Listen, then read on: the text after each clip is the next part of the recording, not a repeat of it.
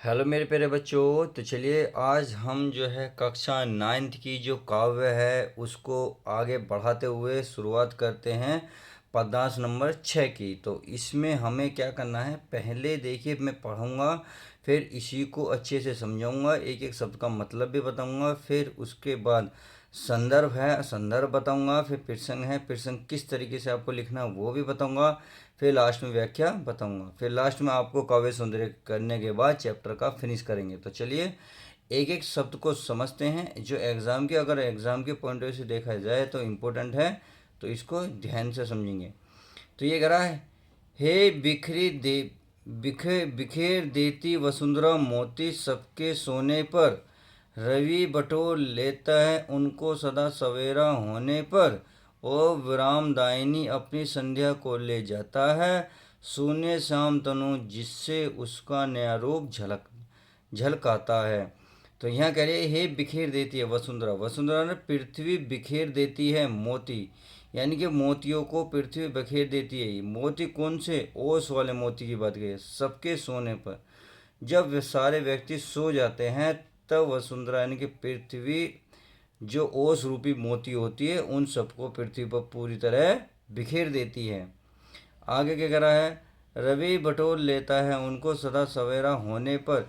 रवि माने सूर्य, बटोर माने इकट्ठा करना, लेता है यानी कि रवि इकट्ठा कर लेता है, यानी कि सूर्य जो है सुबह होते ही अपनी किरणों को लेकर उनको इकट्ठा कर लेता है सदा सवेरा होने पर। और सदा सवेरे यानी कि सवेरे सवेरे ही वह क्या करता है, उसको इकट्ठा कर लेता है। कहने का मतलब है जब सूर्य निकलता है तो उससे पहले ओस की जो बूंदें होती हैं उस वह ख़त्म हो जाती हैं। अर्थात क्या होता है, जब वो सूर्य निकलता है तो उसकी बूंदें स्वतः ही ख़त्म हो जाती हैं। और सवेरे की, जब सवेरे की बात होती है ये, आगे देखते हैं।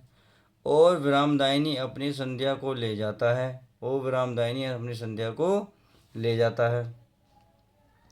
अब कैसे ले जाता है, कहाँ ले जाता है, चलिए इसको पढ़ लेते हैं। ओ विरामदायिनी अपनी संध्या को ले जाता है, यानी कि अब कहते हैं जो शाम के समय यानी कि रात्रि के समय, जो सुबह सुबह सूर्य ने मोती जो इकट्ठे किए हुए थे पूरे दिन से, सूर्य काम करता हुआ शाम को जब संध्या से मिलता है तो उनको वह सारे मोती दे देता था। अर्थात विरामदायिनी का मतलब है यहाँ जो शाम को संध्या विराम करती है उसको यह सौंप देता है कि अब लो आप लो और इसको शाम रात को बखेर देना। तो यही काम प्रक्रिया फिर होती है, फिर पृथ्वी उन मोती को बखेर देती है सबके सोने पर। फिर यह क्या होता है, फिर रवि फिर उठता है, फिर सुबह सुबह उन सबको इकट्ठा कर लेता है, फिर इकट्ठा करके शाम को संध्या को देता है। यह प्रक्रिया बार बार चलती रहती है। शून्य श्याम तनु जिससे उसका नया रूप झलकता है, मानो अब अपने आराम करने का संदेश दे रहा है। कहने का मतलब है ऐसा लग रहा है, देखो ये ऐसा लग रहा है जैसे संध्या अपने श्यामल तन को, श्यामल तनु यानी कि तनु मतलब श्यामल तन को मोतियों से सजा लिया हो, जिससे उसका शून्य श्याम तनु का नया रूप झलकता है। शून्य से सजा लिया जिससे उसका नवीन सौंदर्य झलक रहा है, यानी कि नया, नया माने नवीन रूप, यानी कि सौंदर्य झलकता है, नया रूप उसका झलकता है। तो उम्मीद है ये अच्छे से समझ में आ गई कि अब लिखित व्याख्या को, प्रसंग को और संदर्भ को देख लेते हैं। तो चलिए प्यारे बच्चों अब क्या करते हैं, पहले संदर्भ देखेंगे, फिर प्रसंग, फिर व्याख्या। संदर्भ आपका पूर्ववर्ती रहेगा, अर्थात प्रस्तुत पद्यांश हमारी पाठ्य पुस्तक हिंदी के काव्य खंड में संकलित पंचवटी नामक पाठ से लिया गया, जिसके लेखक चंद मैत्री शरण गुप्त जी हैं। सही है।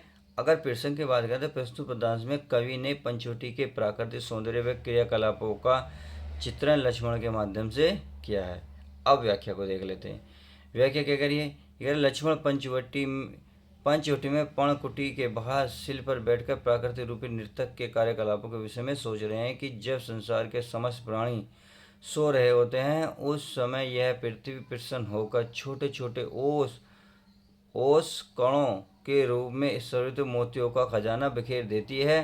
प्रातः काल होते ही सूर्य अपनी किरण रूपी हाथों से उन मोतियों को समेट लेता है, अर्थात सूर्य की किरणों के ताप के कारण ओस की ये कण सूख जाते हैं। अब आगे देखते हैं।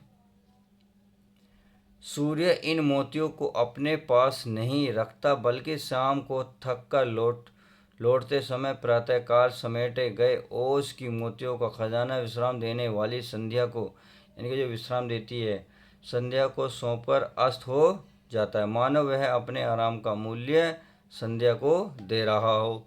अब आगे देखते हैं। ऐसा लगता है जैसे संध्या ने अपने श्यामल तन को मोती से सजा लिया हो, जिससे उसका नवीन सौंदर्य झलक रहा है।